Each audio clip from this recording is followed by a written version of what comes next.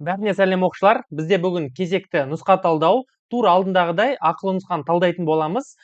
Химиямен қатар, егер уақыт болып жатса, соңына қарай математикалық сауаттылықты қарастыратын боламыз. Кеттік ал, алғашқы сұрақ. Так, химия алда, алғашқы сұрақ. Запись жүріп жатыр. Бериллий хлор 2 және СО2 электрон жұптарының кеңістікте орналасуы дейді. Оп-оңай сұрақ. Бұл бізде гибридтену тақырыбынан, яғни sp гибридтену немесе сызықтық молекула. Так, яғни суреттерін салатын болсақ, қосымша ретінде қарастыра кетейік. Бериллий ортада орналасқан, екі жағында бір-бір хлордан. Екі жағында бір-бір хлордан, яғни 180 градус молекуланы құрайды. 180 градус. Бериллий хлор 2.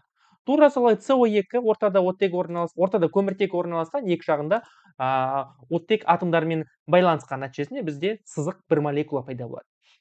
Қосымша ақпарат: неліктен судың молекуласы сызықтық емес, неліктен тура осылай сияқты sp гибридтенуге жатпайды? Мысалы, судың молекуласын қарастыратын болсақ, H2O.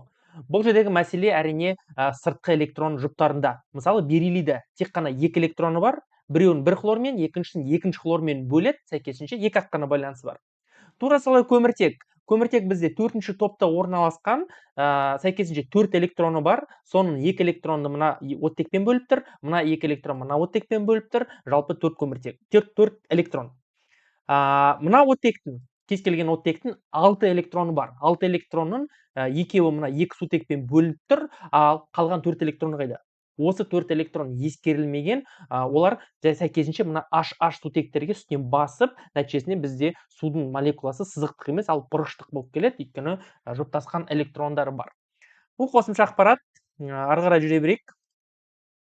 Газ тәрізді ұшқыш сутек қосылыстары дейді. Оп-оңай сұрақ. Берілген нұсқалардың ішінен металл бар заттарды бірден алып тастаса болады. Яғни, мысалы, мында калий бар, кальций бар. Бұл зат точно ұшқыш болуы мүмкін емес.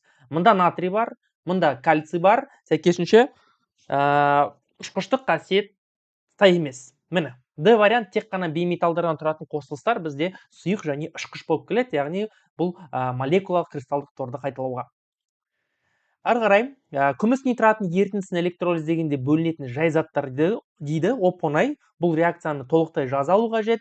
Мына жерде тересе алса болады. Күміс және оттек. Реакциясын қайталап кетейік, яғни аргентум NaOH дейді. Нитраты судың қатысында жүрген кезде бізде катодта міндетті түрде жай зат күміс бөлінеді, анодта оттек O2 бөлінеді, өйткені бізде NaOH оттекті күшті қышқыл, сәйкесінше бізде су оттекті береді. Ал NaOH HNO3-ке айналып кетеді, сәйкесінше осындай өнімдер пайда болады. Реакцияны бірден теңестіріп қояйық. Сіздерге кішігірім лайфхак. Көптеген электролиздің реакцияларында байқағаным, судың алдында постоянно 2 деген сан тұрады. Осы 2-ні қойып алсаңдар, ары қарай теңестіру оңайырақ. Мысалы, мында менде сутек 4-еу, значит 4 HNO3. Так, NaOH менде 4 еселеніп тұр, яғни 4 аргентум болу керек. Сәйкесінше мына жерде 4 аргентум, ал оттектің алдында ешқандай коэффициент қажет емес. Осымен реакциямызды теңестірдік. Оп-оңай іздеп жатқаным тек қана осы жай заттарды анықтау керек, ал бұл реакцияға қатысты ОБТ-да тест сұрақтар, есептерде кездеседі, сондықтан оны толықтай жаза алу қажет. Так, тепе-теңдік константасы оп-оңай сұрақ, яғни К тең өнімнің концентрациясы бөлінген реагенттердің концентрациясы. Екі момент бар, важны ескеретін. Егерде коэффициент, яғни заттардың алдында коэффициент орналасқан болса, ол бізде дәреже ретінде ескеріледі. Так, бұл жерде мында есеп мысалдар жоқ екен. Және екінші момент, қатты заттар ескерілмейді. Яғни міне, СО көбейтілген H2 бөлінген реагент H2O. СО көбейту H2, міне, СО өнімдер бөлінген H2O. Мына С қатты болғандықтан оны біз ескеріп жатқан жоқпыз. Ал мысалы қандай да бір газ зат болатын болса, ол да судың жанында жазылу керек. Яғни өнімнің концентрациясы бөлінген реагенттің концентрациясы. Бұл жерде квадратный жақса, бұл тепе-теңдіктегі концентрация деп аталады. Ары қарай, так, жауап бердік. Амфолиттер қатары дейді. Бұл жерде варианттардан теріп алса болады. Бірінші варианттан көріп тұрмын, кальций OH еселенген. Точно амфолит емес, яғни амфотерлік қосылыс емес. Бұл бізде таза негіздік қасиет көрсететін зат. Тура солай азот қышқылы, бұл бізде таза қышқыл, күшті қышқыл, әрине тек қана қышқылдық қасиет көрсетеді. Так, С варианттан қайтан кальций оксиді мешать таптырмаған, және соңғы Д варианты қалып тұр, яғни кез келген амин қышқылы бізде амфотерлі, алюминийдің өзі оксиді, гидроксиді барлық қосылыстар амфотерлі, тура солай цинкпен де. Цинктің барлық қосылыстары, әсіресе гидроксиді, амфотері қосылыс. Так, жақсы, ары қарай жүрейік. Так, 5 сұраққа жауап бердік, ары қарай. Сутек термия әдісімен алуға болады металл дейді. Бұл жерде де салыстыра салуға болады. Варианттарды қарайықшы. Молибден, натрий, кальций, магний. Яғни мына соңғы үшеуі бізде активті с металдар. Тек қана ерекшеленіп тұр молибден. Молибден бізде Д металл белсенділігі орташа, сәйкесінше бұны сутек термия, яғни сутек арқылы алуға болады, ал мына металдарды әшейінде бізде электролиз арқылы алады. Келесі, так, бір тексеріп қойым мына жерде. Келесі, сумен әрекеттесетін қосылыс дейді. Так, натрий гидроксиді суда ериді, кальций нитраты суда ериді, кальций оксиді сумен әрекеттеседі, натрий хлориді суда ериді. Яғни варианттары өте оңай берілген. Кальций оксиді бір қайталап жүрейік. Бұл бізде басқаша сөндірілмеген әк деп аталады. Осы кальций оны ыстық суға салсақ, бізде нәтижесінде сөндірілген әк немесе әк сүті деген кальций гидроксидінің ерітіндісі пайда болады. Міне, сумен әрекеттеседі, бұл реакцияны білу керек, заттардың тривиалды атауларын білу керек, сөндірілмеген және сөндірілген әк. Реакциясында тіпті білу керек. Өрт сөндіргіш киімдерде қолданылатын қосылыс дейді. Так, мына кітапта бір жерде айтылған болар мына туралы. Шынымды айтсам, мен оны білмедім, бірақ та варианттардың ішінен логично таңдауға болады қайсысы екенін. Қоңыр газ NO2 бұл бізде улы зат, иіс газды улы зат, метан бізде жанғыш зат. Тек қана жанбайтын жалғыз вариант әрине көмір қышқыл газы. Оны кейбір кезде өрт сөндіргіш, яғни баллондардың ішіне көмір қышқыл газы қазіргі заманда қолданылмайды вроде, бірақ та бұрынғы өрт сөндіргіш баллондарда жиі қолданылады. Дегенмен инертный жанбайтын зат әрине өрт сөндіргіш киімдерде қолданылуы әбден мүмкін. Келесі 9-шы сұрақ. Азоттың тек тотықсыздандырғыш қасиет көрсететін қосылысы әрине бұл бізде аммиак, яғни қосылыстар бізге тек қана тотықсыздандырғыш қасиет көрсетеді, егер заряды минималды болса. Аммиактың ішінде азоттың заряды минималды -3. Ал егер де максималды болса, мысалы азот қышқылы, бұл бізде тек қана тотықтырғыштық қасиет көрсетеді. Ал екі вариант, мына екеуі А мен Д аралық тотығу дәрежелерін көрсетіп тұр. Олар бізде мынандай да қасиет, андай да қасиет көрсетіп алады реакцияға қатысты. Келесі 10-шы сұрақ. Хлор ионын анықтау үшін қолданылатын ион, әрине бұл оп-оңай сапалық реакцияға сұрақ, күміс ионы. Хлор, аргентум, яғни ақ түсті ірімшік тәріздес тұнба дейді. Аргентум хлор жайлы. Келесі, сұйық бейметалл, жақсы сұрақ. Мына жерде 4 галоген берілген. 4 галогенді агрегаттық күйін білулеріңіз қажет. Өйткені ұбт-да кездеседі, жай ғана агрегаттық күйін емес, түстерін де білу қажет. Соны бір айтылып шығайық. Фтор, сарғыш, ақшыл сарғыш газ дейді, газ. Хлор, сарғыш жасыл газ. Так, йод, қара сұр қатты кристалды зат, оңай газға айналатын, және бром әрине бізде сұйық, қоңыр тәріздес немесе қою қызыл сұйықтық деп айтады, енді қоңыр түсті сұйықтық. Так, ары қарай. Ацидо кешендер дейді, бұлда да оп-оңай сұрақ. Ацидо кешендерді ұмытып қалсаңыздар, міндетті түрде аммиакат деген заттарды білу керек, ол жиі кездеседі. Міне, құрамында лигандасы, яғни квадратный жақшаның ішінде аммиак болатын болса, ондай кешендер бізде аммиакаттар деп аталады. Мынау Б варианты келмейді, Д варианты келмейді. Міне, А және немесе С қалып тұр. С вариантта мен OH-ты көріп тұрмын. Ондай комплекстер бізде гидроксокомплекстер деп аталады. Сәйкесінше С варианты да келмейді, сәйкесінше А. Бұл жерде қайталап кетейік, қандай қышқылдар, яғни мына CN де беріліп тұр. Бұл бізде цинил қышқыл деп аталады, HCN. Яғни біздің жалпы химияда көп қарастырыла қоймайды. Бұл органикада бір реакцияда бар, және ацидо кешендерде осы CN ретінде қарастырылады. Атак біз мына қышқылды негізі химияда жалпы өтпейміз. Ал екінші қышқыл химияда кездеседі. Бұл бізде H2C2O4 деген қышқыл, немесе басқаша қымыздық қышқыл деп аталады. Бұлда да органикада кездеседі әрине арасында. Дегенмен реакцияларда прям формуласы ретінде аса көп қолданыла қоймайды. Дегенмен мынаны білу керек. Бұл бізде қымыздық қышқылы, яғни органикалық қышқыл. Сонымен ацидо кешендер дегеніміз лигандасы қышқылдың қалдығы болатын заттар. Яғни бізде цианид және такс. Мынаны шатаспасам оксалат деп аталады, бірақ та мектепшілік ұбт-ға қажет емес ол.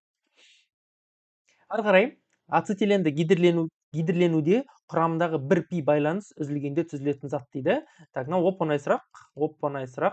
Ацетиленді жазып керек. көміртек арасында үштік байланыс CH. Так, гидрлеу, яғни бұған сутекті қосады. Сутекті қосады, нәтижесінде түзілетін затты тап дейді. Жалпы ацетилендегі мына үштік байланыс, ол бізде бір сигма, екіншісі пи және үшіншісі пи, яғни үштік байланыс, оның екеуі пи байланыс.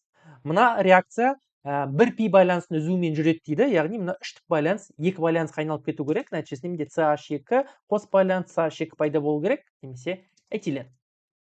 Жауабы бұл әрине этилен, С жауабы.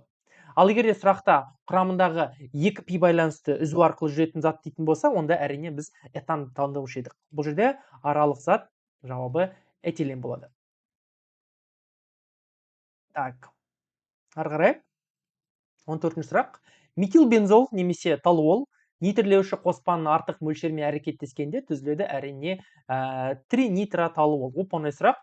Бұл яғни жарылғыш зат, тротил заты дейді. Бұны реакциясында білу керек, формуласында барлығын білу керек, коэффициенттермен қоса есептерде сұрақтардың арасында кездеседі. Так, қосылыстың атауы дейді. Так, мына жерде қосылыс бір түзудің бойымен жазылған, бірақ та бұл бізде сызықтық молекула емес, бұл бізде тармақталған. Мына жердегі кейбір CH3-тер, олар бізде астына қарай түсу керек. Оны давайте ашып жазып көрейік. Өзімізге түсініктірек, оңайырақ болу үшін. Так, мына CH3 орнында. Так, мына жерде CH дейді. Мына CH3-ті мен тастап кетуім керек, өйткені ол мынаның астында орналасқан CH3. Яғни мынаған, так, керек болса былай сызықпен жазып қойсақ болады. Былай CH3 орналасқан. Так, CH2 екі еселенген дейді. Бұл деген CH2 екі рет қайталанады. Яғни бұл бізде тармақ емес, ал жанына жүретін CH2 екі рет қайталанады. CH2. Так, NH2 астына кетіп қалды. Значит, мынаның астында. Так, мынаған жетпей қалдым. CH и сосын астында NH2 бар екен, мынаның астында. Так. CH2 екі еселенгенді міне жаздық. Сосын мына CH-қа келдік, ол міне NH жалғанған, астына жалғадық и жанына COH орналасады. Мына затты атауға жеткізге. Атауларға көшіп беріс бұрын алдымен жалпы негізгі тізбекті анықтап алайық. Яғни мына жерде бізде қанша? 6 көміртек бар, сәйкесінше бұл бірдеме гексан қышқылы болу керек. Бірдеме гексан қышқылы бар ма ондай? Немесе капрон қышқылы дейді. Варианттар көп екен. Варианттар көп. Ары қарай атайық. Так, нумерация бізде жүреді қай жақтан? Мына жақтан жүреді. Яғни мынау бізде 2 амина гексан дегендер мына жерде әлі бар. И және соңғысы мына CH3-ті көрсету. Яғни нумерация 10 жағынан жүретін болса, мына бізде 1, 2, 3, 4, 5. Яғни 5 метил 2 амина гексан қышқылы. Тура сол жауап келіп тұр. 5 метил 2 амин гексан қышқылы. Немесе капрон қышқылы сол. Д жауабы. Ары қарай. Так, неше 16-шы сұраққа дейін келдік. Мына нұсқаны мен алдында орысша топтағы өзім оқушыларыма аударып талдаған болатымын. Как раз өзімізге де қызықты болып тұр. Сонда қазір қанша бала алатынымызды, өйткені арасында спорный қиын сұрақтар болған. Әзірше жақсы келе жатырмыз. Теорияны шағып тастадық бірнеше, біз 10 минуттың ішінде. Мынау да келесі тіпті оңай сұрақ, бірақ та алда қазір күрделі есептер бар. Арасында проблемный есептер бар, біраз қиындық туғызған, соны бірге талдайтын боламыз. Ал сіздер ұмытпаңыздар, егер де сұрақтар туындап жатса, міндетті түрде комментарий қалдырып отырыңыздар. Қай сұрақ, номері, минуты міндетті түрде жауап беріп отырам, әсіресе есептердің сұрақтарында. Көмірсутектердің үш табиғи көзі бар. Бұл бізде әрине мұнай, бұл бізде көмір және табиғи газ. Бұл енді ең кең тараған мұнай шарында. Ары қарай. Аммиак синтезінде өнім шығымын арттыру үшін қолданылатын жағдайлар, яғни бұл бізде Ле Шатале принципіне арналған сұрақ. Бұл реакциясынан бастап көрейік, реакциясын жазып көрейік аммиактың синтезі. И, кстати, мына жерде бір маңызды момент, орысша пробниктарда да соны байқап жүрмін. Соңғы кезде реакциялар берілмейді екен, оны өзін жазуын қажет, жарайды. Бірақ та сонымен қатар бұл экзо или эндо екенін жатқа білу керек. Осы Габерді, осы реакцияны жатқа алса болады, негізі аса жиі кездесетін реакциялардың бірі әрине, сондықтан мынау экзотермиялық реакция, яғни плюс Q екенін білу қажет. Так, енді варианттарды көрейік. Температура жайлы бүкіл варианттар беріліп тұр. Қысым және температура жайлы варианттар көрейік ал. Жылу бөлінеді, яғни реакция өтеді, жылу бөлінеді. Ондай реакцияны қыздырудың әрине ешқандай мағынасы жоқ. Оны керісінше салқындатып отыру керек, чтобы реакция жаңағы жылуды қайтарып отыру үшін. Сондықтан температураны төмендету әрине. Так, қысым жайлы сөйлесетін болсақ, бұл жерде газдардың коэффициенттерін санау керек. Мына жақтағы коэффициенттер бізде азоттың алдында 1 және сутектің алдында 3, немесе жалпы 4. А мына жақта бізде коэффициент 2. Яғни көлемдерін салыстырамыз. Бізде 4 көлем реагент және 2 көлем өнім бар.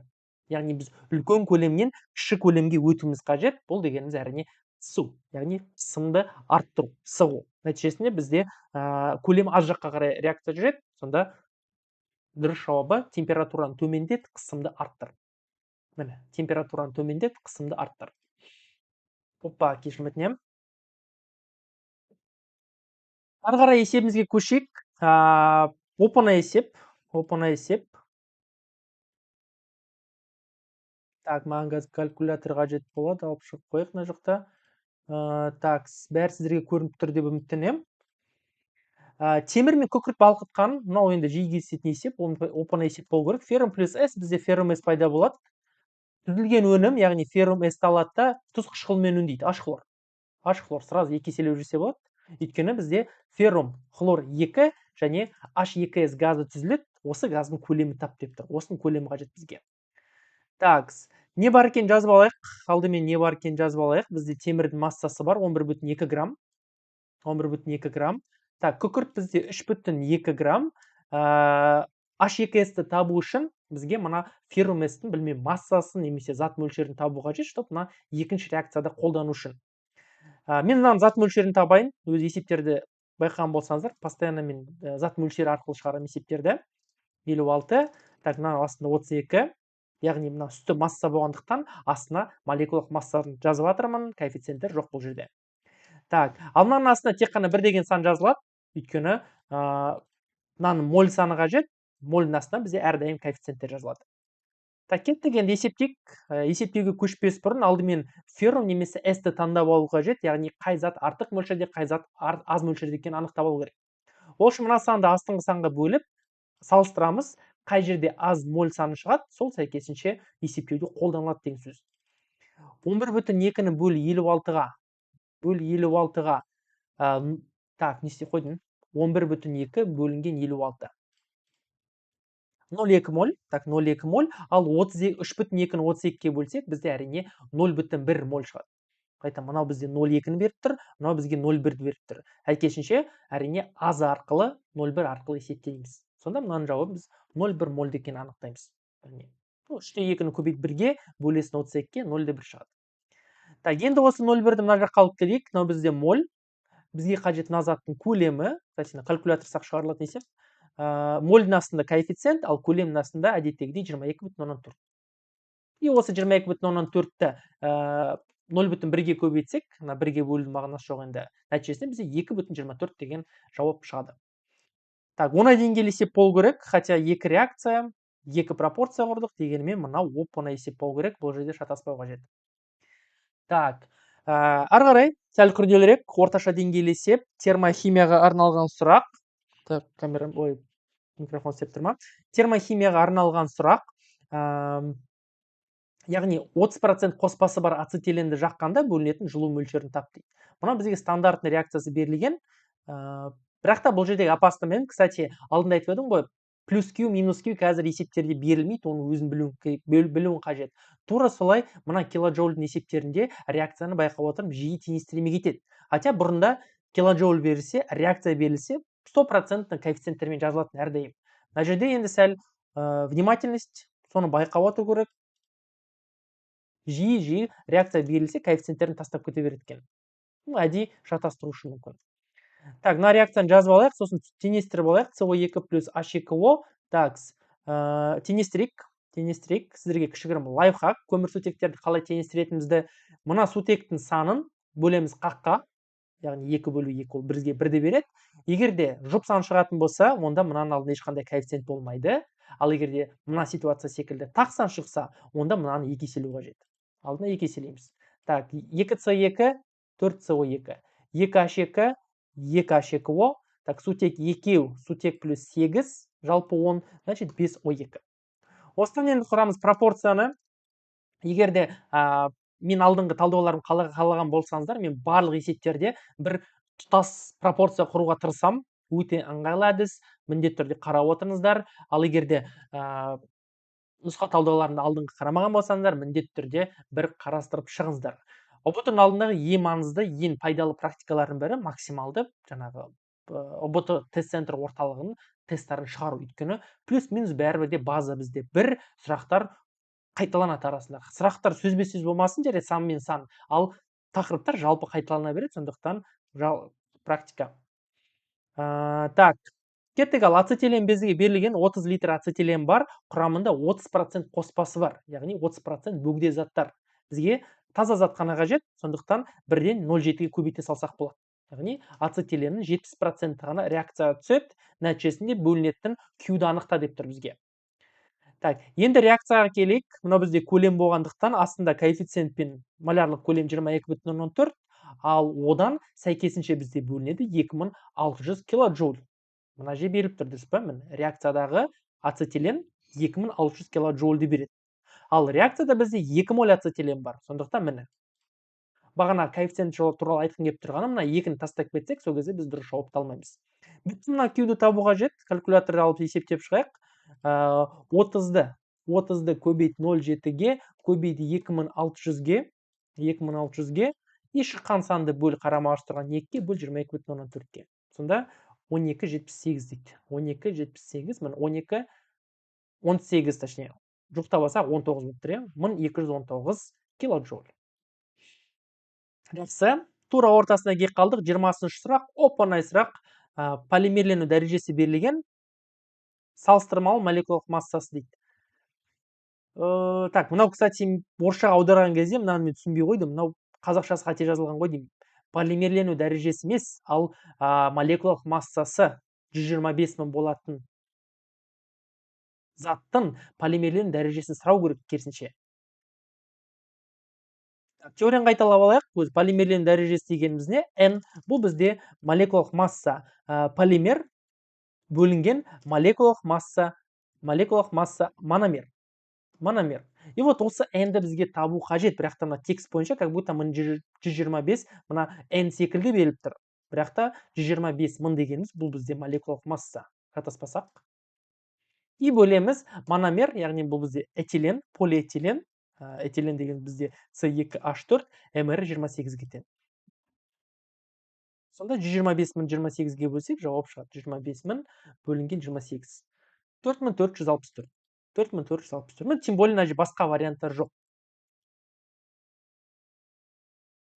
Мына же дұрыс жазылмаған өздерінде.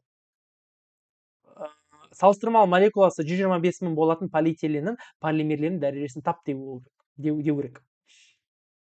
Ары қарай қоспалар тақырыбы оп-оңай есеп болу керек. Енді оп-оңай демеймін, жарайды, орташа деңгейлі, просто 3 реакция, 3 есептеу. Бұл ешқандай теңдеу жүйесі қажет емес, бірақ та параллель жүретін реакциялар бұл жерде бар. Этан C2H4, так, пропен бізде C3H6 и бутен дейді C4H8. Осы 3 затты гидрлеуге қажет сутектің көлемі тап дейді. Яғни үшеуі де сутекпен реакцияға түседі. Сәйкесінше қанша сутек қажет екен тап дейді.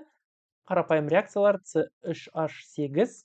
Так, мына жерде H2-ні қоссақ, бізде C2H6 пайда болады, және мында C4H10. Сәйкес алкандар пайда болды, Так, сутектің көлемдерін табу керек. Үш газдың әрқайсысының көлемдік үлестері бар, сондықтан есеп шығару аса қиын болмау керек бұл жерде.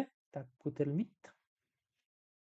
Яғни, этен бізде 10%, 25-дің 10%, 0,1-ге көбейтеміз. Оған қажет сутектің көлемі табайық. В1. Так, астын толықтыра кетейік. Үстінде 25 грамм, яғни масса болғандықтан, астында MR 28. Так, мынаның астында 22,14. Так, тура солай мынау үшін 25-ті неше 50% пропенге сәйкес келеді. Екінші сутектің көлемі табамыз. Пропеннің MR 42, көлемнің астында әдеттегідей 22,14. Так, мынау бізде 40%, 25-тің 40%-не сай кеп тұр. Сутектің үшінші көлемін табамыз, V3. И астында, так, 56 MR, мынау 22,14. Міне. Все, сал былай шығарып қойын. Әрқайсысы сутекті есептеп шығайық. Сосын қосып шығу керек. 25 көбейт 0,1 көбейт 22,4 бөл 28-ге. Так, 2 литр. В1, 2 литр, 2 литр. Так, тең белгісі қайда? Келесі V2-ні табайық. 25-тің 50% ол 12,5, көбейт 22,4-ке, шыққан санды бөл 42-ке. 6,67. Так, 6,67 литр. 6,67 литр. Және соңғы V3-ті табайық. 25-тің 40%, көбейт 22,4-ке, бөл 56-ға. Бөл 56-ға. 4 литр. Міне. Сутектің көлемдерін таптық, енді барлығын қосу қажет. 6,67 плюс 2. Так, сонда 12,67 болып тұр. Мұнан барлығын просто өзара қоса салдық, е? Так, 12,67. Айталап кетейін, қазір арасында күрделі есептер келеді. Бірдеме түсініксіз болып жатса, міндетті түрде видеоның уақытын көрсетіп, немесе сұрақтың номерін қойып, ұялмай сұрақтарымды қойып отырыңыздар. Өйткені менде нұсқа талдаулар тікелей эфирде емес, мен осылай жазба түрінде жүктеген жақсы көремін, сондықтан хотя бы солай кері байланыс бізде жүріп отырсын. Жақсы, ары қарай неше дедік? 12,67. Міне 12,67 бар бізде. Айтылып кетейін, негізі нұсқаларды талдаған кезде мен жаңадан талдап отырамын, яғни алдында заранее дайындалмай, сіздерге прямой вариантты ашып, как есть талдап отырамын. Бірақ та мына вариантты мен алдында орысша топтарға орысшаға аударып талдаған болатынмын, сондықтан кейбір моменттер тез айтып кетуі мүмкін, өйткені уже бұл момент қарастырғанбыз. Өзіме де қызық болып тұр, мына жерде 50-ден 50 ала аламыз ба, хотя арасында проблемный сұрақтар бір жерде болды, қазір көреміз. Әзірше жақсы келе жатқан сияқтымыз. Так, не дейді? Интернетім жоқ болып кетті ма? Так, түсірілу керек. Кетті.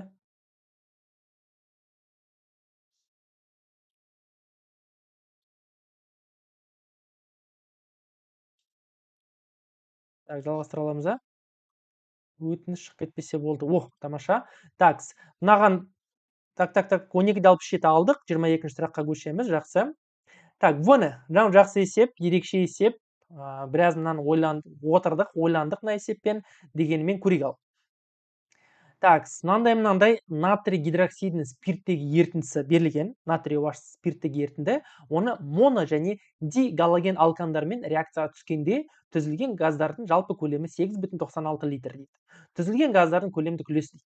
Проблемный есеп С деңгейінің есебі деп ойлаймын. Мына жерде сәл түсініксіз болуы мүмкін, қандай галоген алкандар екені айтылмаған. Бұл жерде бірінші шаг, яғни ол логически шығады. Егер де конкретный зат айтылмаған болса, значит мына реакция любой галоген алканға сәйкес келеді деген сөз. Сондықтан ең жиі тараған галоген алкан хлор этанды ала кетейік. Яғни бізде С2H5, С2H6, точнее этан бар.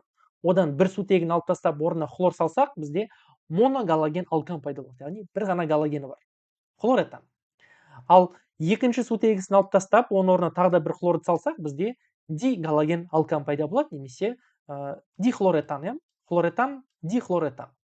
Енді осыған бізге натрий OH-ты қосады. Плюс натрий OH, и жай ғана натрий OH емес, ал спирт. Так, спирт қалай жасақ болады? Былай жасылайын. Спирт. Спирт. Плюс натрий OH қайтан жаңағы спирт ерітіндісі.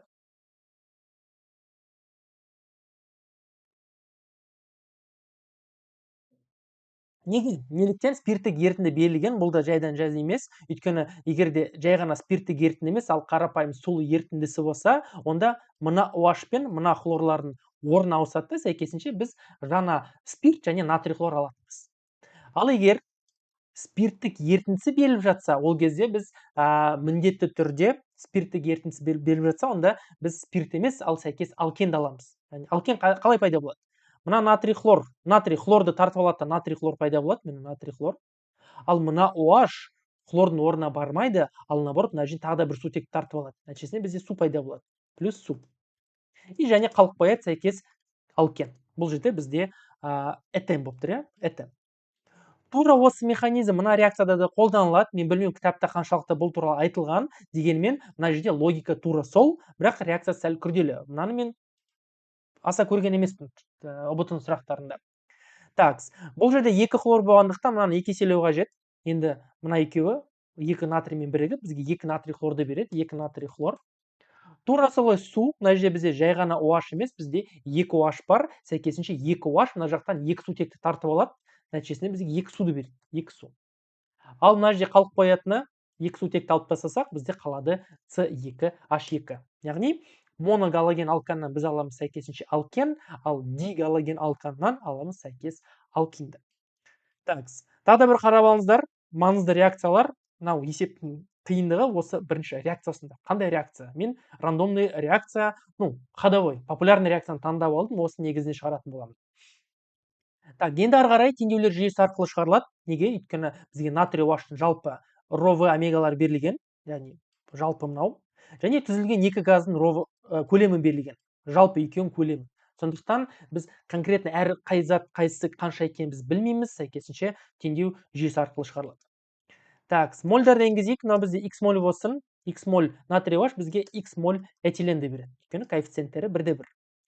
Мынаны y моль деп алатын болсақ, бұл бізге сәйкесінше уже 0,5 y мольді береді. 0,5 y моль. Неге? Өйткені мынаның алдында 2 деген коэффициент бар. Абай болыңыздар. 2 деген коэффициент, оны y-ті қаққа бөлінеді. Енді осының негізінде теңдеу жүйемізді құрып алайық. Бірінші теңдеуіміз мына натрий OH негізінде болсын.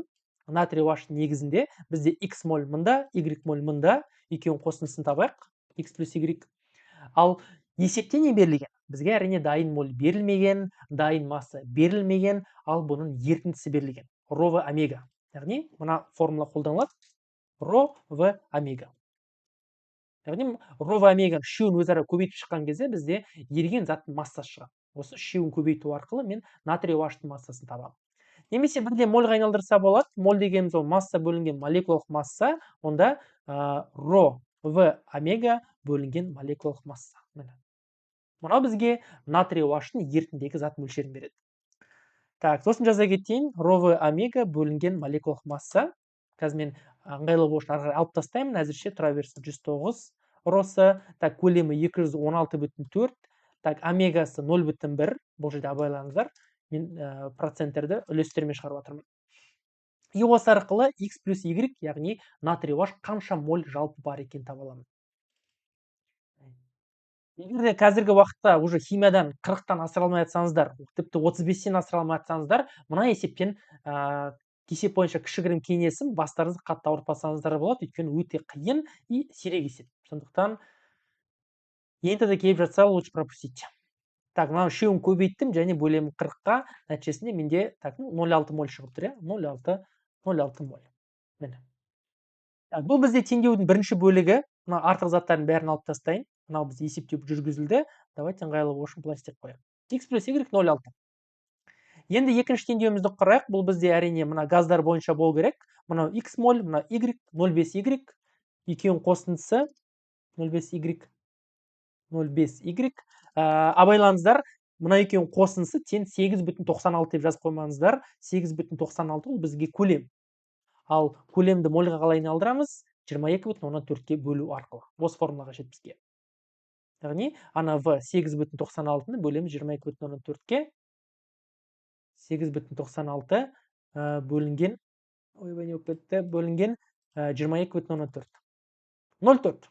Оны бізге 0,4-ті беріп тұр. Міне, теңдеуіміз дайын тұр. Осыдан x немесе y-ті табу қажет, кімге қалай ыңғайлы. Теңдеулер жүйесін шығарған кезде әшейінде біз алмасу әдісін қолданамыз. Дегенмен мына жерге әдемі келіп тұр теңдеулерді азайту әдісі. Яғни мына бірінші теңдеуден екінші теңдеуді азайта салған өте тиімді бұл жерде. Өйткені мына x пен мына x жойылып кетеді. Y-тен 0,5 y-ті азайтсақ, бұл бізге 0,5 y-ті береді. Ал 0,6 минус 0,4 ол бізге 0,2-ні береді. Осыдан y-тен 0,2-ні 0,5-ке өлсек 0,4 пен неше болады? 0,4 моль шығады. 0,4 моль. 0,4 моль. Есебі шықты. Есепте не сұрап тұр өзі? Түзілген газдардың көлемдік үлесі дейді. Түзілген мына газдардың көлемдік үлестерін табу қажет. Жалпы көлем бізде есепте берілген 8,96. Бізге әрбір заттың көлемін тапса жеткілікті. Y ол бізде ацетилен. Мені көріп қойыңыздар, ацетилен біз 0,2 Y деп алған болатынбыз. Сондықтан оның зат мөлшері 0,5 көбейтілген 0,4. Ал көлемге айналдыру үшін еще 22,14-ке көбейту қажет. Көбейт 22,14-ке. 0,5 көбейтілген 0,4 Ол бізге береді С2H2-ның зат мөлшерін еще көбейт 22,14-ке. Сол кезде көлемі 4,48. 4,48 литр. Енді үлесін табайық. 4,48-ді бөлеміз жалпы көлем 8,96-ға. 8,96. Нәтижесінде 0,5 шығып тұр. Бұл дегеніміз 0,5 немесе 50%. Яғни теңбе-тең. С2H2 50% және этилен 50%. Оған уақыт жұмсамаса да болады. Есебіміз аяқталды. Ары қарай 50-де 50. Міне кезекті проблемный сұрақ. Мына есеппен біраз отырып қалдық. Оқушылардың көмегі арқылы әйтеуір бірдеме қылып шығардық. Өйткені мынау бүтін сұрақтарын орысшаға аударған кезде әшейінде и қолданамыз и идеально аудармайды әрине. Мынаны есепті қаша қалдырып тастады маған.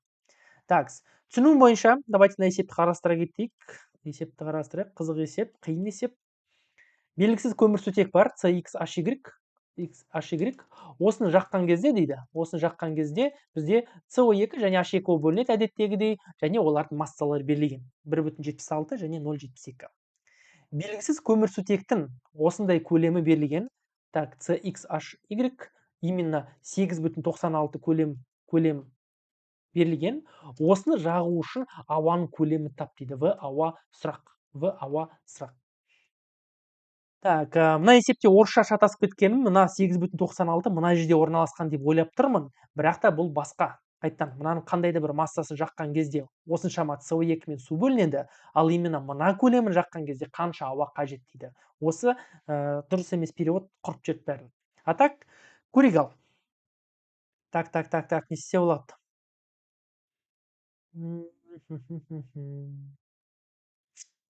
Алдымен біз мынадан бастадық, яғни мына қазақша нұсқа талдауларында ондай менде жаңағындай әдіс көп қолданылмаған, өйткені мынандай есептер жиі кездескен емес, ал орысшада уже оқушылар бұл әдісті біледі менде.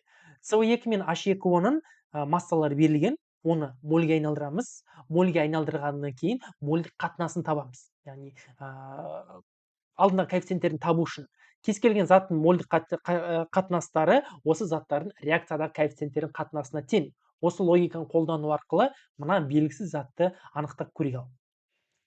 Так, CO2-ның зат мөлшерін табайық. Бұл бізде 1,76 берілген, бөлеміз 44 мрне. Бөлеміз 44 мрне. Бұл бізге неше?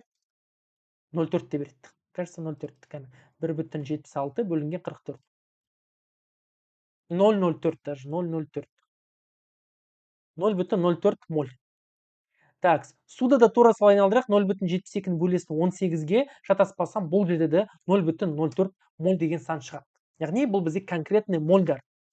Енді осы мольдарды бір-біріне бөлу арқылы қатынасын анықтайтын болсақ, енді 0,04, сәйкесінше ол 1/1 деген сөз, 1/1 қатынас. Бұл дегеніміз мынаның алдындағы коэффициенттер теңбе-тең болу керек деген сөз. Теңбе-тең.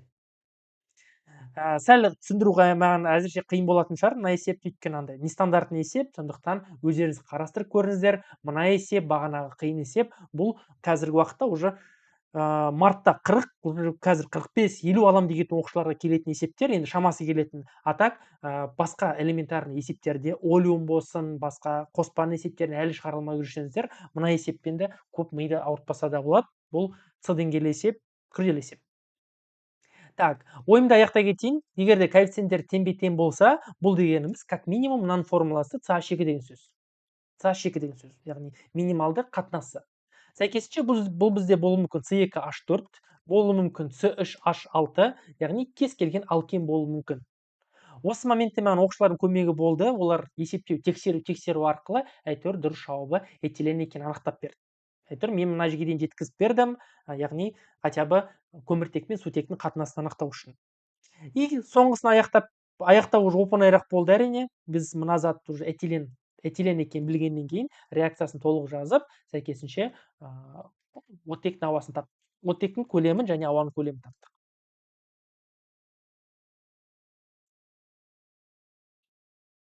Бағанағы лайфхак. C2H4, яғни H4-дің жартысы 2-ге тең, бұл бізде жұп сан. Яғни мынаның алдында ешқандай коэффициент қажет емес. Так, көміртек 2, 2 CO2. Сутек 4, 2 H2. Оттектер бұл бізде 6-ны береді және 3O2 деген сөз. яғни оттек бізде 3 есе көп мынадан қараған кезде сәйкесінше оттектің көлемі бізде 3 есе көп болады. 8,96 көбейтіп 3-ке.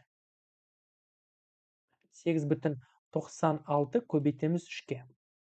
26,88 литр дейді. 26,88 литр. Ал В ауа уже табу оп-оңай. Естеріңізде болса, ауа бізге оттектің 5 еселенген көлемі. Яғни 5 оттек бізге оттектің 5 еселенген көлемі бізге ауаны береді, немесе мына жерде беріліп тұр. Оттектің үлесі 20% немесе 5-тен 1. Осы 5-ті көбейтеміз енді 26,88-ге. 134 тұр. 134 тұр. Проблемный есеп. Егер де өздеріңіз мына нұсқаны шығарған болсаңыздар, менен қараған кезде тамаша решенияларыңыз болса, яғни логичный шешімі мына жерде арасында мен андай чисто химиялық сезім арқылы, яғни примерно мен біліп тұрмын қалай жұмыс істеу керек екенін, сондықтан көп секіріп кеттім арасында. Ал дегенмен логично, тамаша, прям жетуге болатындай решение болса, сіздер өтініш міндетті түрде комментарий қалдыра кетіңіздер. Келесі классикалық есеп пирит, яғни күкірт қышқылын алуға арналған реакция. Пирит бізде бар, құрамында қоспасы бар, оған қазір келеміз, ферромесекі. Оны жағады, нәтижесінде SO2-ні алады.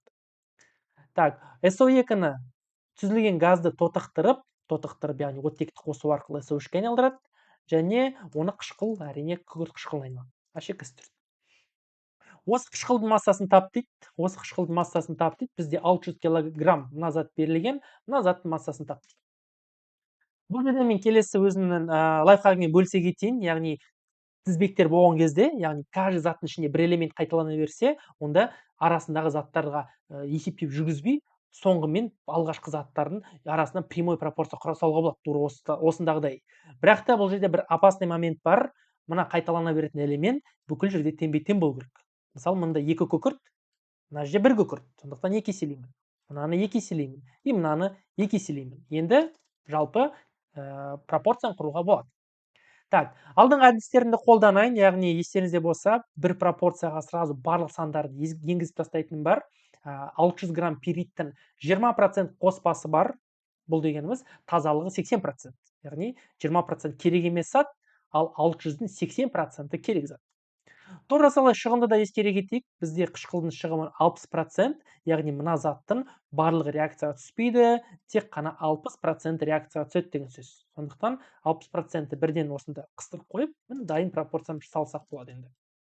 Үстінде масса, астында молекулалық масса 120.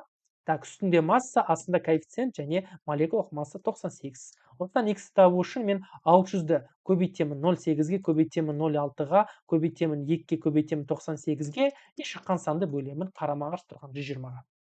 Бұны әдейі мен жазып жатырмын, егер де мен есептеулерімді біреу түсінбей жатса. Өте ыңғайлы. Мен өзі курсында оқушыларды үйреткен кезде міндетті түрде осылай бір пропорция құрғызып, сосын жеке-жеке бір пропорция құрғызып, сразу бірден калькулятормен дұрыс жауабын есептеткіземін. Өйткені бұлай шатасып кету ықтималдығы өте төмен. Бүкіл сандар көз алдында, коэффициенттер көз алдында, бірдеме қате болып жатса, табу өте оңай. 470-те 4. Мынау арқылы 470-те 4 алдық. Міне тура келіп тұр. Және соңғы 25-ші сұрақ. Жақсы, қайттан осындай сұрақ беріліп тұр, тізбектерге арналған. Әр сатын шығымы, бағана 60% жалпы болған, әр саты. Ал саты бізде мына жақта 4-теу, 1 реакция, 2, 3, 4 реакция. 1 метр куб, яғни 1000 литр табиғи газдан, құрамында метаны бар, Д заты массасы дейді. Д заты массасы. Тура жаңағы есеп секілді шығарылады. Мына қарайықшы, мынаны салыстырмалы түрде осылай қалдырайын. Тура осылай пропорция құрамыз қазір. Бұл жерде метаннан басталып тұр. Метанды 1500-ге қыздырған кезде бізде сәйкесінше былай шығарып қойшы. 1500 градусқа дейін қыздырған кезде әрине ацетилен пайда болады. Ацетиленді көміртектің белсенділігін көміртек қатысында өткізген кезде бізде сәйкес бензол пайда болады. Ары қарай бензолды нитрлеген кезде бізде нитробензол пайда болады, C6H5NO2, және нитробензолды ары қарай тотықсыздандырған кезде, немесе сутек қосқан кезде сәйкесінше анилин пайда болады, C6H5NH2. Осы бізде Д заты болып тұр. Осының массасын тап дейді. Тура мына секілді, қазір мен бір пропорция арқылы шығарып тастаймын, бірақ та алдыңғы ережені ұмытпаңыздар. Орталық элемент бүкіл жерде тең болу керек. Бұл жердегі орталық элемент әрине көміртек. Мына жерде мысалы 6 көміртек, 6 көміртек, 6 көміртек, а мына үшін 2 ғана. Дұрыс емес. Ол үшін мен шеселеп жүремін, чтобы көміртектер теңесті. Так, мына жақта бір ғана көміртек, оны теңестіру үшін алдына 6-ны қоямын. Сәйкесінше көміртектердің барлығы теңесіп тұр. Енді тура мынау секілді бір пропорция арқылы шығарып тастауға болады. Пропорциямызды құрайық. Бізде 1000 литр табиғи газ берілген, яғни 1 метр куб. Оның 95,2% метан. Түсіне жазып қояйық. Мына заттың массасын тап дейді. Егер әрбір сатының шығымы 95% болса, бұл жерде міне 4 саты, яғни 95% 4 рет ескерілу қажет. Біреу, екеу, үшеу, төртеу. Сәл ұзақ болып кетті енді, дегенмен зато барлығы әдемі өз орнында тұр. Так, мынаның массасы қажет, и астына керек мәліметтерді жазайық. Так, үстінде бізде көлем 1000 литр деп алғанбыз, сондықтан астында коэффициент және 22,4. Міне коэффициент қалай роль атқарып тұр, мына алтын мен тастаған жоқпын. Так, мынаның маған массасы қажет, сәйкесінде астында mr 93 болады. Бітті, x табайық. Яғни мынаның барлығын көбейтіп шықта, мынаған көбейт, шыққан санды қарама қарсы тұрған мына екеуіне бөліп таста. 1000 көбейту 0,95-ті 2. Так, и 95%-ке 4 рет. Так, біреу, екеу, үшеу, төртеу. Көбейт 93-ке, и шыққан санды бөлеміз қарама қарсы тұрған 6-ға, бөлеміз 6-ға, бөлеміз 22,4-ке. Сонда 536,55 дейді. Көрек ал. Міне, тамаша кеп тұр. 536,56 дейді. Әрине, мынау біз 6-ға дейін жуықтаймыз, тура сан шығып тұр. Алдында орысша YouTube каналымда да нұсқа талдау шыққан болатын. Мынау шатаспасам ең соңғы 15-ші варианттың біреуі болу керек. Орысшада да вариантты талдадық. Өте оңай болды негізі. Қазақша топтардың сұрақтары сәл қиындау, есептер маған ұнайды. Сондықтан қосымша материал ретінде арасында аударып осын талдаймыз. Сіздерге де қызықты болсын деп, пайдалы болсын деп бұны мен қосымша талдап жатырмын. Осы жылы алдында айтқан болатынмын, менде қазақша курс жоқ, осы жылы мен тек қана орысша топтың сыныптарына ғана сабақ беремін. Дегенмен келесі жылға курсымыздың қазақша нұсқасы дайындалып жатыр. Негізі қазақшасы бар. Мен өзі курсымды қазақша бастаған болатын. Дегенмен өз оқушыларымды көп орысша топтан таптым. Сондықтан осы жылғы фокус таза орысшаға болды. Дегенмен орысша курстың тура солай қазақшасы бар. Осы жыл қайтадан жанданады.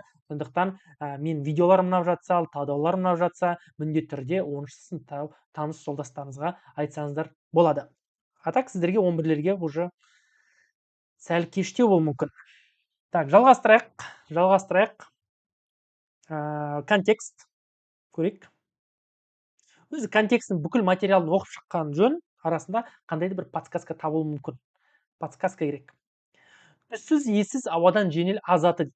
Так, мына жерде жақсы подсказкасы бар. Ауадан жеңіл, яғни бұл бізде mr 29-ға дейін деген сөз. Ол бізде азот болуы мүмкін, сутек, қандай этилен, ацетилен болуы мүмкін. Так, этандікі 29-дан асып кетеді. Метан айтты. Бұл аса көп емес заттар. Металдарды дәнекерлеу және кесуде қолданылады. Бұл бізде идеальный подсказка. Бұл явно ацетилен туралы айтылып жатыр. Өйткені ацетилен жанған кезде өте көп жылу бөлінеді. Азотның гидратациясы, ацетиленнің гидратациясы бұл бізде явно Кучелов реакциясы жайлы. Осы маған жеткілікті болып тұр. Давайте жазып шығайық, не туралы айтылып жатқан. Азоты явно ацетилен. Азоты бізде явно ацетилен. Так, осы азотына суды қосқан кезде дейді, С2H2 плюс су. В заты түзіледі. Бұл әрине бізде CH3, CHO, немесе этанол. Бұл бізде В заты CH3, CHO. Бұл бізде В заты. Так, В заты тотықсызданып дейді. Так, В заты тотықсызданып, яғни мына затқа сутекті қоссақ, яғни альдегидтерге сутекті қоссақ, бізде сәйкес спирт пайда болады. CH3, CH2, OH. Сәйкес спирттер пайда болады. Яғни бұл бізде С заты, С2H5OH. С заты бізде этанол. Так, этанолды 140 градустан төмен температурада қыздырған кезде өзіне тән иісі бар наркоз ретінде қолданылатын Д заты дейді. Д заты явно бізде жай эфир, яғни реакциясын жазып шығайық. С2H5OH 2 еселеп қойсақ болады. Егер 140 градустан артық болса, ол кезде бізде жай ғана этилен және су бөлінеді. Ал 140 градусқа дейін болса, онда сәйкес жай эфир О, С2H5 және су пайда болады. Мынау бізде міне. Так, С заты, ой, мынау бізде Д заты болып кетті ма уже? Д заты. Д затын таптық и вроде бәрі орында. Ал жоғары температура, еще Е заты туралы бар дейді. Аяқтап тастайын все-таки. Ал жоғары температура дегеніміз 140 градуста, бағана айтқан, одан жоғары 140 градустан сәйкес жоғары қыздырған кезде бізде сәйкес алкен және су пайда болады. 140 градусқа дейін жай эфир, 140 градустан артық алкенді береді. Так, сәйкесінше Е затында анықтадық, С2H4 бізде Е заты міне. 5 зат берілген, бесеуінде ашып тастадық, барлық реакцияны талдап тастадық. Сұрақтарын көрейік. С қосылысы түзілмейтін реакция дейді. Яғни этанол түзілмейтін реакция. Так. Реакцияларын жазбай қояйық, мына жерде мен ауызша талдай берейін. Глюкозаның ашуы, глюкозаның спирттік ашуы деген бар, әрине ол этанол түзілуі мүмкін.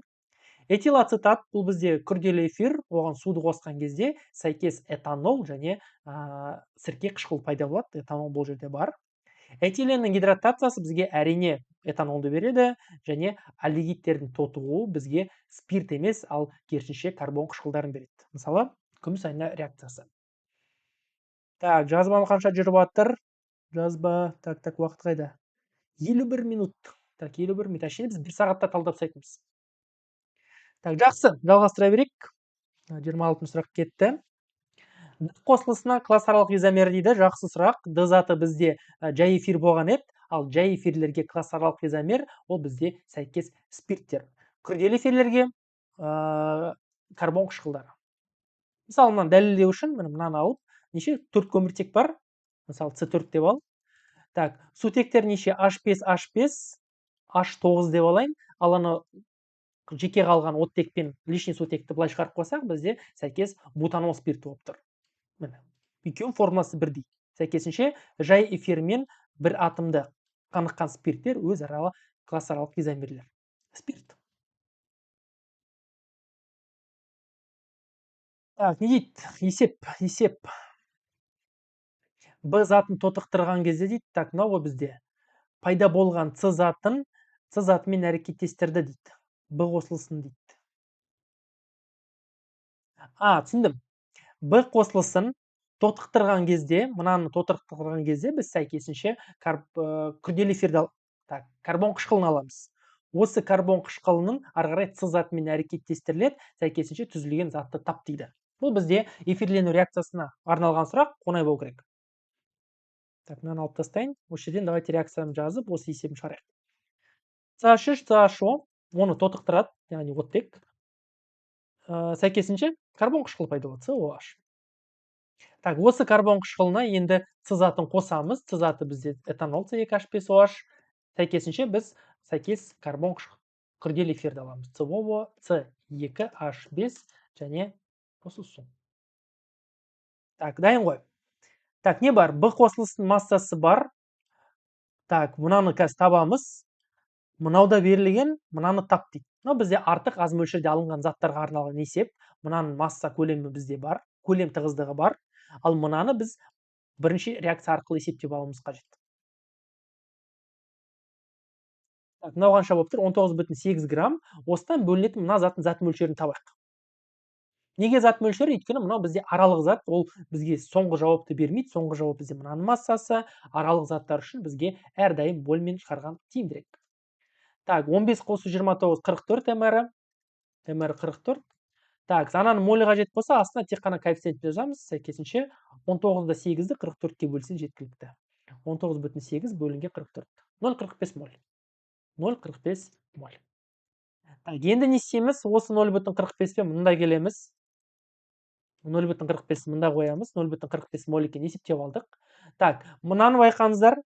Мына жерде бағана РОВ омега деген формуланы қолданылған болатынмын. Мына жерде ғана РОВ. Өйткені таза спирт. РОСы 0,8, ВСы 19,55. Яғни РОВ мына заттың массасы беріліп тұр. Так, бізге қажет мына заттың массасы, астарларын толықтырайық. Мольдың астында бізде коэффициент. Мына жерде абай болыңыздар. Көлем 19,55 деп, мынаның астында 22-ні позор болып қыстырмай қойық. 22-де 4 әрдайым көлемға қатысты, газдарға қатысты. Мынау бізде сұйықтық, яғни тығыздықпен байланысқан, тығыздық пен көлем бізге әрдайым массаны береді. Сондықтан астында mr 46 тұрады. Так, мына заттың mr-ін есептейік.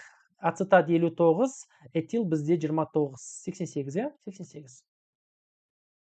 Все, тура бағанағы есеп. Мына екеуін қазір салыстырамыз. 0,45-ті 1-ге бөлсек ол 0,45. Так, мынаны есептейік. 0,8 көбейту 19-да 55 бөл 46-ға. 0,34. Так, мынау 0,45, мынау 0,34. Әрине, есепті мынау арқылы жүргіземіз. Немесе кішігірім лайфхак, мына шыққан 0,34-ті мында уже көбейте салса болады. Немесе мыналарды өзара көбейт, бөл 46-ға, бәрі де бір жауап шығады. Көбейт 88-ге. 29, 92. 29, 9. 29, 9. Дұрыс қой. Мен кішігірім айла қолдандым, қайталап кетейін. Мынаны мынаған бөлген кезде бағанағы 0,34 деген сан шығып тұр. Мен оның алдында бірден мынаған көбейте салып, сразу жауабын алып таптым. Керек болса асықпай мына екеуін мынаған көбейтіп, шыққан санды мынаған бөлсеңіздер де, бәрібір жауабы 29, 92 шығады. Нұсқа талдаулар менде енді қазақшадан қарағанда әрине орысша көбірек шығады, сондықтан кейбір моменттерді мен ескермей тұрмын, өйткені орысшада бізде практика көп, и мен оқысам по-любому мен талдауымды көрді, мені түсініп жатыр деген үмітпен мен тез кете беремін арасында. Сіздерде қандай да бір сұрақтар туындап жатса, түсініксіздіктер болып жатса, міндетті түрде айтып отырыңыздар, өйткені менде есептердің барлығы бір стильде шығарылып жатыр. Моль арқылы жаңағы теңдеулердің бір пропорция құру арқылы, сондықтан түсініп алған жақсы, өйткені бұл ең тиімді әдістердің бірі деп ойлаймын.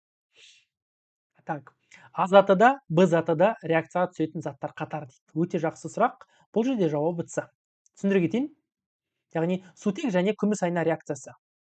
А және Б заты реакцияға түсетін заттарды тап дейді. Так, мынау артық заттарды алып тастайық. Так, сутекпен реакциясын енді жазбай қойық. Понятно, ацетилен сутекті өзіне қосып алу арқылы этан немесе этилен беру мүмкін. Тура солай альдегидтер бізде сутекті қосып алады да, сәйкес спирттерге айналып кетеді.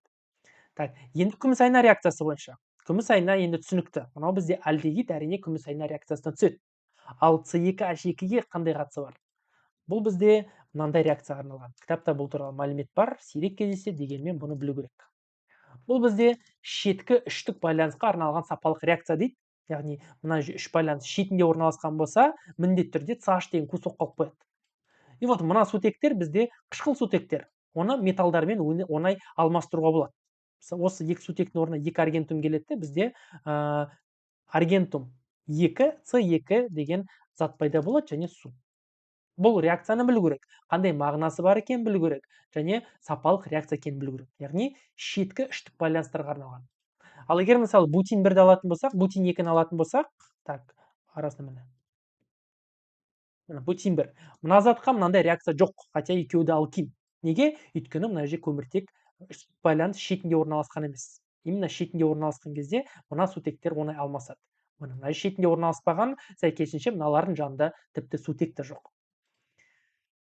Так, және соңғы 30 сұрақ, мынау күрделі есептердің бірі. Осы есепті как раз біз секіріп кеткен болатынбыз.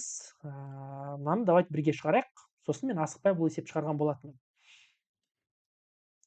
Такс, көрейік ал есептерімізді. Реакцияларына қажеті бар ма? А заты мен Е затынан тұратын қоспа дейді. Мынау А заты бар, мынау Е заты С2H4. Е заты берілген. Этилен және ацетилен. Бром суын түссіздендіреді дейді. Так, проблема, екеуі де реакцияға түседі.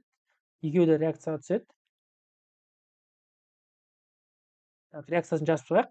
Ацетилен С2H2 бізге 2 бромды қоса алады. Сәйкесінше біз тетрабром этан аламыз. С2H2 бром 4. Так, этилен С2H4 бізге жай ғана бром 2-ні қосады. Сәйкесінше бізге диброметанды береді. Бром 2. Диброметан. Так, жақсы. Екеуі 100 грамм бром суын түссіздендіреді. Кетті бірінші сөйлем. Қоспаның тура сондай массасын жағу үшін осыншама литр ауа қажет дейді. Так, енді мыналардың жану реакцияларын жазайық. Так, жеке бөліп алайық. Все-таки біраз есеп орынға жетіп болады. С2H2 бағана реакциясын жазған болатынбыз. Алдына екісін жазып қояйын. Шатаспасам 5 оттек болған. 5O2. Так, түзіледі бізде 4CO2 не болып кетті, және 2H2O реакциясы бар. Тура мына реакцияны да біз жазғанбыз. Этилен жануы ш оттегі арқылы болған. Так, 2CO2 және 2H2O береді. Міне реакциямыз дайын тұр. Так, неге теңдеу жүйесі? Өйткені екі бром берілген, а бром бізде екі рет қатысып тұр реакцияға. Так, ауаның көлемі бар. Ауаның көлемі арқылы қазір оттектің көлемін табу қиын емес. 145,6-нын 20% ол оттек. Ол 2-ге көбейді. Міне. Мына оттектің көлемі бар бізде. Бірақ та екеуінің қосындысы 29,12.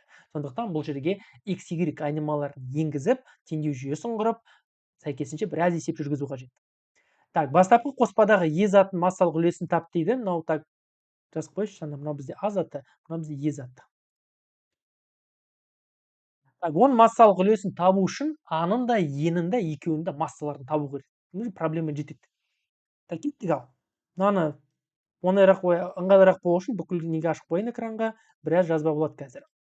X, Y енгізейік, мынау x моль дейтін болсақ, бұған сәйкесінше 2x моль бром 2 қажет. Иә? Өйткені бромның алдында 2 деген коэффициент бар. 2 бром 2. Так, тура солай мынаған y айнымалысын енгізейік, y моль болсын, y моль, ал бром бізде болады сәйкесінше тоже y моль. Өйткені алдында коэффициенті жоқ.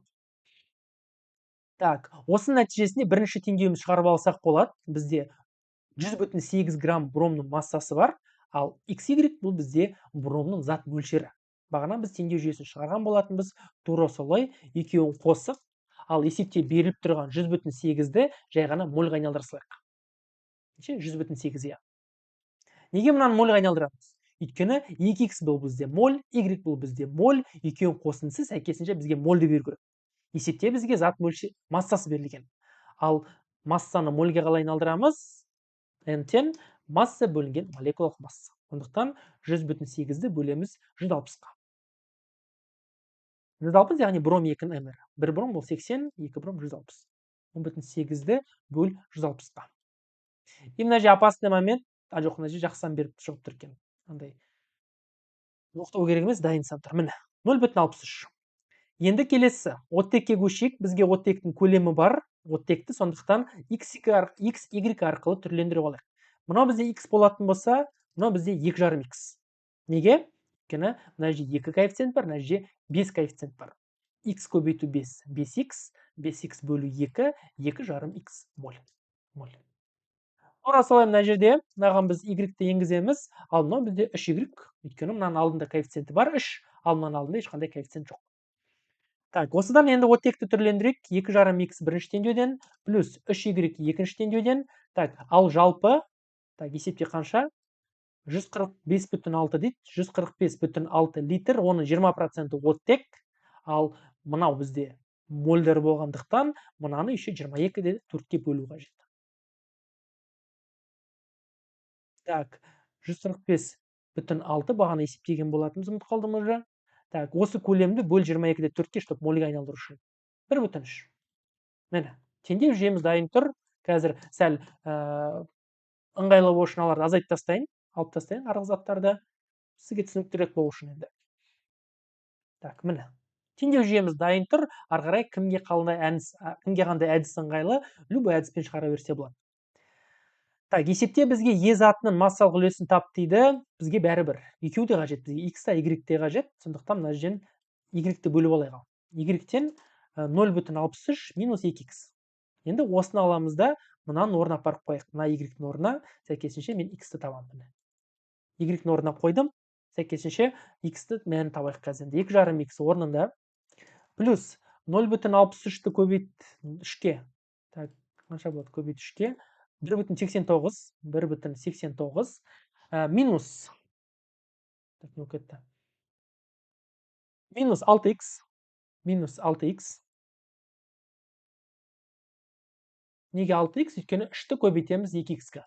Минус 2x осы бізде минус 6x. Так, мына жағы 1,3-ке тең. Так, енді x-тарды санайық. 2,5x пен 6,5x ол бізге 3,5x-ті береді. Так, ал 1,3-тен 1,89 азайтсақ, бұл бізге 0,59-ды береді. Дұрыс па? 1,3. 0,59, иә. 0,59-ды 3,5-ға бөлсек, бізге x мәні неше? 1,17 деп жуықтайық шығар. 0,17 деп алайық. 1,17 молды алдық. Так. Мына жерде абай болыңыздар. Кстати, мына жерде минус сандар шығып жатыр, иә. Бірақта мен ыңғайлы болу үшін екі жағында минустарын алып тастап, екі жағында плюсқа айналдыра салдым. Так, не істейміз? Енді массаларын табайық. Қалған мольдарды анықтайық. Мына бізге екінші моль қажет қой енді. Так, мынаны давайте көшіріп алайын, астына жазамыз. Так, мән орнына қойайық. 0,63 минус 2 көбейтілген 0,17, иә? 2 көбейту 0,17 минус 0,63. 0,29 моль. 0,29 моль. Так, енді массаларға көшейік, ұмытпаймыз. Так, мына соңғы есеп қой, аналарды алып тастайын. Былай тұрсын. Так, бізге енді массаларға айналдыру қажет. Мен мольдарды таптым. Бізге қажет мынаның массасы және мынаның массасы қажет. Осыдан бастайық. Так, масса С2H2. Так, С2H2-ның зат мөлшерін біз білеміз. С2H2-ны біз не деп алдық? X деп алдық. Значит, 0,17-ні көбейт МР 26-ға. Так, тура солай екінші заттың массасы С2H4 дегеніміз бізде Y болған. Ал Y-ті мәні бізде қанша шықты? 0,29 шыққан болатын. 0,29-ды көбейт С2H4 28 МР-ге. Тушка шағылды жерме сәл. Жарайды, тұра берсін, осы жерде қала берсін. 0,17-ні көбейт 26-ға. 4,42 грамм. 4,42 грамм. И 0,29-ды көбейт 28-ге. 8,12 грамм. 8,12 грамм. 8,12 грамм. Енді екеуін қосайық. Плюс 4,42, 12,54 общий. 12,54 грамм общий. Осыдан енді Е затын зат мөлшерін табайық. Массалық үлесін табайық. С2H4 дегеніміз 8,12. Ойбай, не істеп жатырмын? 8,12 бөлінген 12,54. Көбейт 100-ге. 64,75. Міне, біраз шешім болды мына жерде. Мына бүкілі осыған арналған. 64,75. Так, что-то жоқ онда бізде. Бастапқы қоспадағы Е затының массалық үлесі дейді. Так, бір тексеріп шығайық. Енді ең жақын жауап қайсысы? 68 болып тұр. Но что-то менде слишком алыс болып тұр. Опасно. Бір тексеріп алу керек сандарында.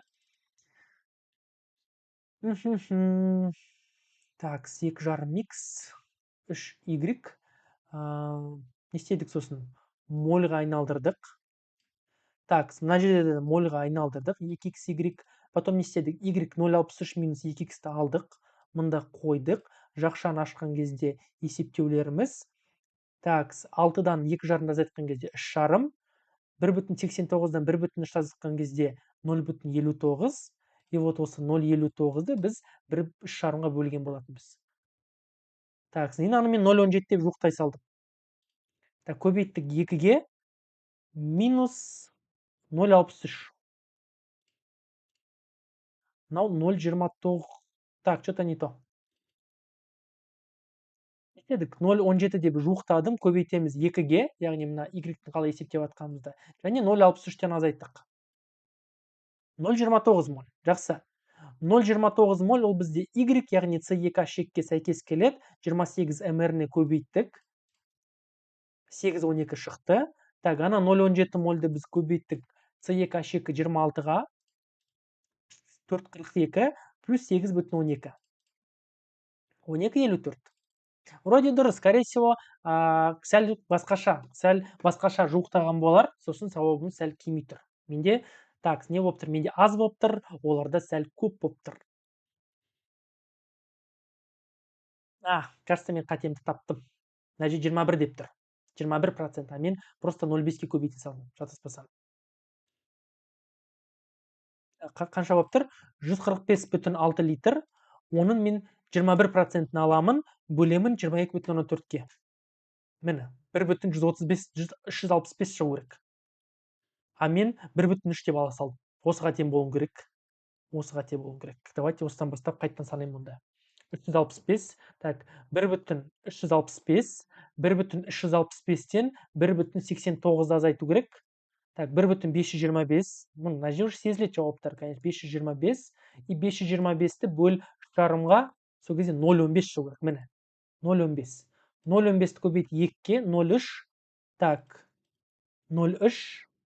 0,3-тен 63-ті азайтқан кезде бізде 0,33 шығу керек. Сонда міне. Қазір ровно жауабын шығарамыз онда. Мынау 0,15. Кеттік ал. 0,15-ті көбейт 26-ға. 9 грамм. Бәсе орта шығарған кезде вроде шыққан болатын ол бізде без проблем. Так, 0,33-ті көбейт 28-ге. 9,24 грамм. 9,24 грамм. Так, 9-да 24-те 3-те 9-ға қос 13,44. Значит, общий масса 13,14 точнее. И мынаны бөлеміз 13,14-ке. 9,24 бөл 13. Не болып кетті? 9,24 бөлінген 13,14. 70%. Все-таки қате кетіп жүреді бізде. Міне, 70,32 деп тұр, иә?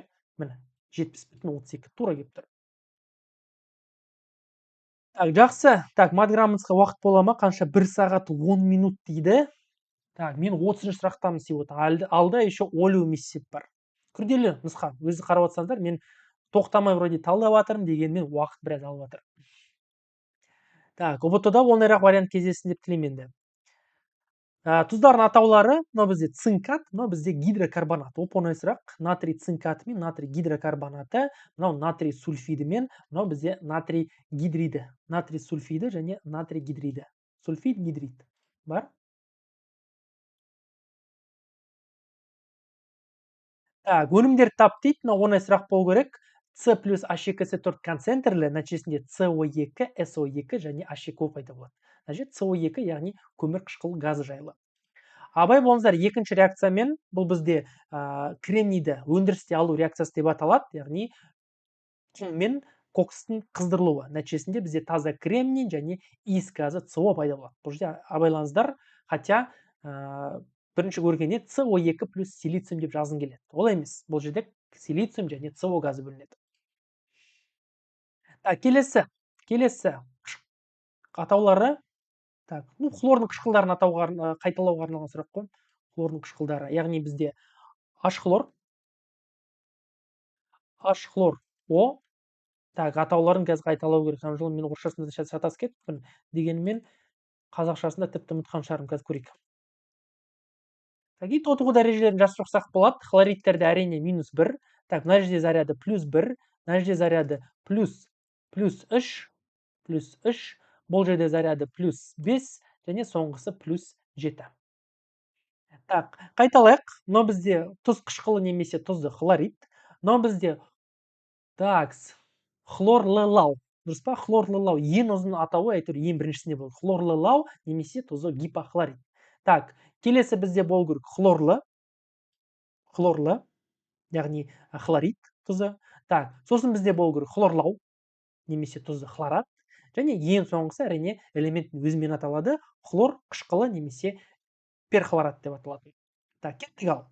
+3 және +1 әрине ол бізде хлорлы және хлорлылау қышқылы. Хлорлы және хлорлылау. Хлорлы және хлорлылау.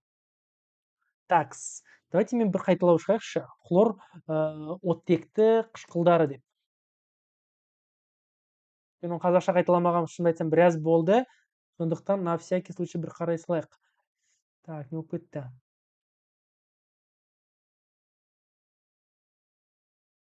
Хлор оттекті қышқылдары. Так, неужели кесте бар ма қазақшасында? Так, міне берілген хлорлылау.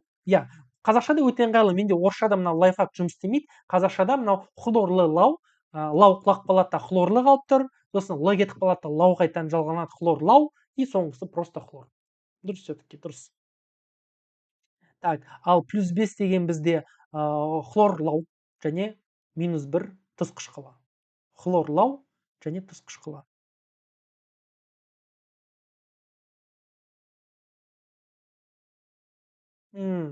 Так, мына жерде тұзы жайлы айтылған. Мына жерде жай ғана қышқыл емес, ал мынаның тұзы берілген. Калий хлораты немесе басқаша бертолли тұзы деп атайды, әрине соған берілген. Бертолли тұзы және тұз қышқылы. Келесі каталитикалық реакциялар оп-оңай сұрақ. Катализаторлар сәйкестендір дейді. Сутекті қосу бұл бізде никель арқылы, ал суды қосу немесе суды алу әшейінде күкірт қышқылының қатысында жүретін реакциялар. Оп-оңай 2 балл. Так, мынау да ескі сұрақ секілді, бір нұсқа талдауларды кездескен болатын, мынау да оңай сұрақ. Бұл бізде крахмал, целлюлоза және крахмал, целлюлоза және глюкоза жайлы сұрақтар. Бүкіл ашу деген глюкозаны ашу реакциялары. Так, кеттік ал. А тізбегінен бастайық. Алғашқы зат ол бізде шатаспасам жай ғана глюкозаның өзі болу керек. Глюкозаның өзі. Так, келесі. Глюкозаны поликонденсациялаған кезде, яғни оның сәйкес полимер алынады. Табиғи полимердің екі түрі бар. С6, H10O5. Жақшаның ішінде N еселенген, яғни бұл бізде полимер болғандықтан. Бұл болуы мүмкін бізде целлюлоза немесе крахмал. В зависимости қандай N. Так, келесі, осы затты қайтадан гидролиз дейтін болсақ, әрине су орнына келеді, бізде қайтадан глюкозаның өзі пайда болады. Глюкозаны ашытқан кезде бізде сәйкес этанол пайда болады, спирттік ашуы, ал спиртті тотықтырған кезде бізде так, уже вариантына байланысты. Ары қарай альдегид пайда болуы мүмкін, немесе жай ғана СО2 пайда болуы мүмкін. Көрейік ал. Так. Глюкоза немесе крахмал, сосын жоқ, глюкозадан бастау керек. Міне, глюкоза. Келесі крахмал. Так, сіздерге көрініп тұр ма екен барлығы? Так, сәл кішірейтейін, наверное, чтобы точно көрініп тұратындай. Так, міне, глюкоза, крахмал, глюкоза, этанол және этанальдегид дейді. Этанальдегид немесе этаналь, яғни спиртті тотықтырған кезде сәйкес альдегид пайда болады. Ну, просто басқа да заттар пайда болуы мүмкін, сондықтан нақты айтып тұрған жоқпын. Так, бірді таптық. Екіншісін табу оңайырақ. Бұл да тура осы схема, бірақ та бір шаг артта. Шатаспасам, мына жерден басталып тұр. Қайттан целлюлоза немесе крахмал бізге береді глюкозаны. Глюкозаны ашу бізге береді спиртті. Спиртті тотықтырып біз аламыз альдегидті, ал альдегидті ары қарай тотықтырсақ, әрине аламыз сәйкес карбон қышқылын. Яғни осындай жауаптар болу керек. Көрейік ал. Так, міне осы жауап қой деймін бізде. Крахмал, глюкоза, этанол, этаналь, сірке қышқылы. Міне, сірке қышқылымен аяқталып тұр, басқа варианттар жоқ ондай. Так, жақсы. Так, картинамыз қайда?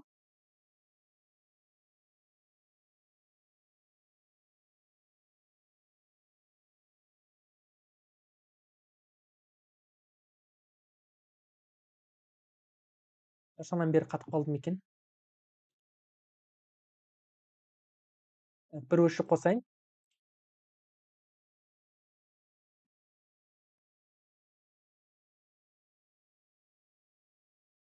Так, сенен тексеру керек болады. Білмеймін қай жеріне тоқтап қалған. Сондықтан мат-грамотсыз талдамайтын шығармын. Химиясымен аяқтайық. Мен мына видеоны кеспей, яғни тоқтамай сөйлеп отырмын. Бір кадрмен түсіріліп жатқан талдау. Сондықтан мат-грамотсыз жеке қалсын. Яғни мат сауаттылық. Так, кеттік ал. Финальный арасында бір ғана ойлау несебі бар. Қалғандар оңай сұрақтар болу керек. Мынау әсіресе эквивалентті көрсетілетін элементтер, бұл әрине бериллий, так, күкірт 6 болуы мүмкін максимальный, цинк бізде әрдайым эквивалентті, темір 2, 3 және 6 болуы мүмкін, хром секілді, ал барий әрдайым эквивалентті. Кеттік ал. Қышқылдық орта көрсететін тұздар дейді. Так, маған керек әлсіз металл және күшті қышқыл. Міне, цинк, алюминий әлсіз, ал хлорид, нитрат, сульфат қышқылдары бізде күшті. Так, мына вариант келмейді, барий бізде күшті. Мына вариант келеді, марганец, алюминий әлсіз, хлорид және сульфат бізде күшті. Так, барий, натрий күшті, калий күшті. Так, мынау келеді. Яғни темір мен алюминий бізде әлсіз, хлорид, нитраттар бізде күшті.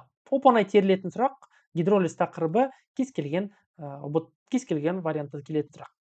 Мынау ерекше сұрақ болды, орысшасын оқушыларын таңғалдырған, яғни нафталин жайлы берілген. Шынымды айтсам, мен кітапта бар жоғында байқамаған болатынмын, дегенмен қарап тексерген кезде кітапта шынымен берілген екен мына түрі. Яғни бізде бір ядролы бір ядролы ароматтық қосылыстар және көп ядролы ароматтық қосылыстар бар. И вот көп ядролардың ең қарапайым ол бізде нафталин деген зат, жауап бізде берілген. Так, бұл бізде ароматты байланысы беретін зат және мрлары берілген. Осы бізде проблема. МР-ін табу үшін әрине мынаның молекуласын толықтай салу керек.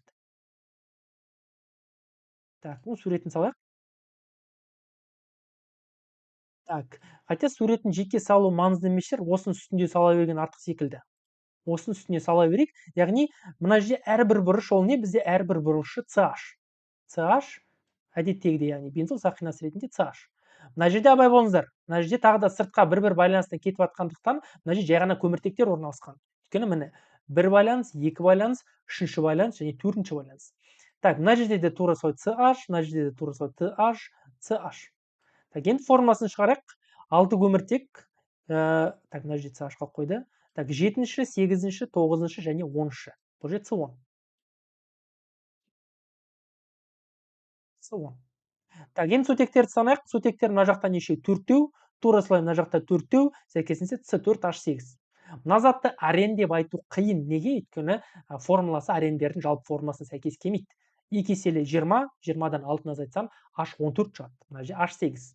Бұл бізде мүлдем басқа класс, сондықтан онымен шатастырмайық. Так, С10, H8. Яғни С10 дегеніміз қанша? Ол 120, 8-ді қоссақ 128. 128. 39-шы сұрақ гибридтенуге арналған. Бұл бізде ацетилен молекуласы берілген, яғни CH, екі жақта CH, ал қалған үш байланыстар сәйкесінше мына электрон бұлттарымен көрсетілген. Сызықтық молекула ацетилен ол әрине бізде SP. Так, 0,134 дегеніміз ол SP2 алкендерде, 109 ол алкандарда. Так, 120 деген дұрыс, алкендердікі. Гибридтелмеген бір орбиталь бар деген дұрыс емес, ал жерде бірнешеу, және кеңістегі құрылысы сызықтық деген дұрыс әрине. Сызықтық молекула. Және жалпы SP-ның сипаттамасын беріп тұр. Және соңғы сұрақ, олеуммен аяқтайық. Олеумның оңай есеп секілді. Көрейік ал. Вроде оңай есеп болу керек. 30% олеум алу үшін дейді. 100 грамм 91. Так, 100 грамм 91. Так, менде процент белгісі компьютерде жазылып белгіленбей тұр, сондықтан доллар знагын қолдана берейін. 100 грамм 91% күкірт ерітіндісіне, яғни H2S4 ерітіндісі берілген. Осыған қандай масса SO3 қосу қажет дейді. SO3 қосу қажет, чтобы нәтижесінде 30% олеум алу үшін. 30% олеум алу үшін. Осын алу қажет маған. Есеп берілгені. Так, егер де олеумға әлі есеп шығара алмайтын болсаңыздар, міндетті түрде менің каналыма кіріңіздер. Арасында неше бір жыл бұрын шыққан олеум деген сабағым бар. Всего-то 25 минут. И осы 25 минуттың ішінде олеум есептерін прям 0-ден түсіндірем. Сәйкесінше есептерді шығатын боласыздар, короче. Егер де прям проблема болса, 25 минутта енді сөзімді айтып алайын, прям шағасыздар деп айта алмаймын, но сіздерде фундамент құрылады. Ал егер де итакта есептер шығарылған болсаңыздар, онда логикасын түсініп аласыздар. Қандай түрлері бар, қалай оңай шығару керек екен.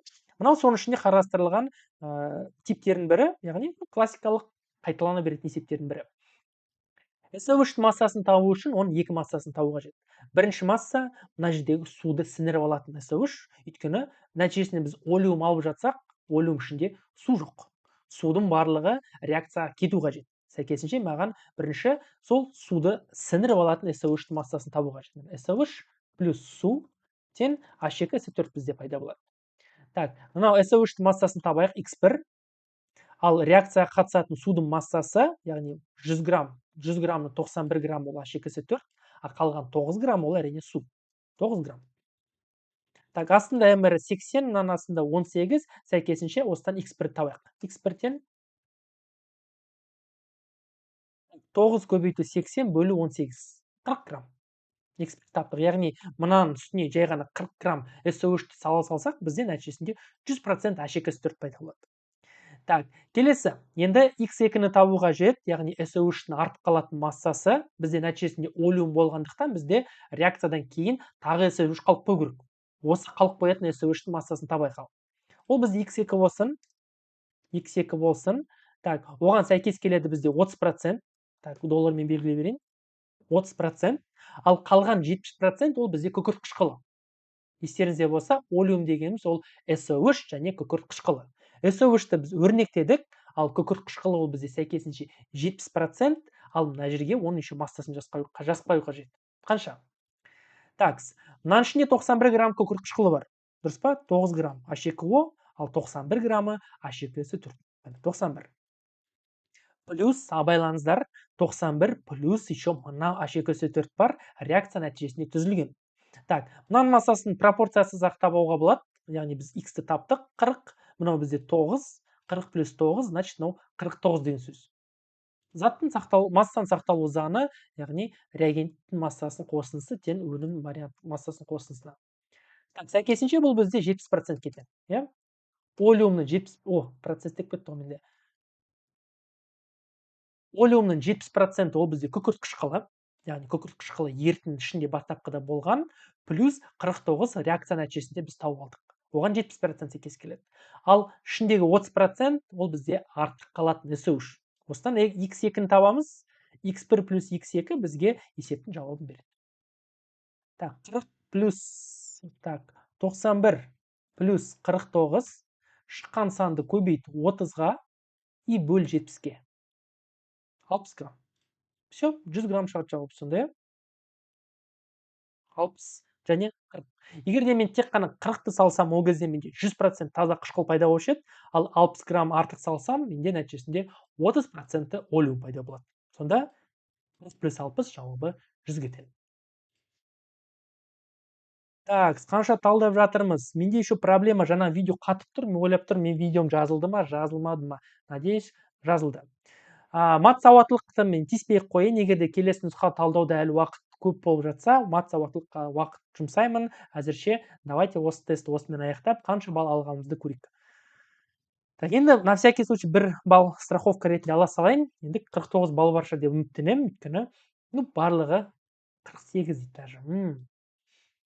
Такс, көрейік ал. Сразу қатемен жұмыс жасап жүргізсек болады. Так, 35 қате дейді ғой. Бір сұрақта қате кетті. Такс. Мынау менде болу керек. Давайте өздеріңіз көрінше сразу қарап кетейін. Пробник қазақша, мынау ең соңғы 15-ші нұсқа болу керек.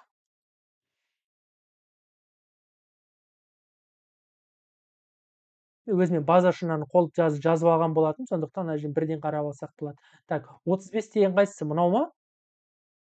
Ой, 35 сәйкестендіру сұрағы ғой,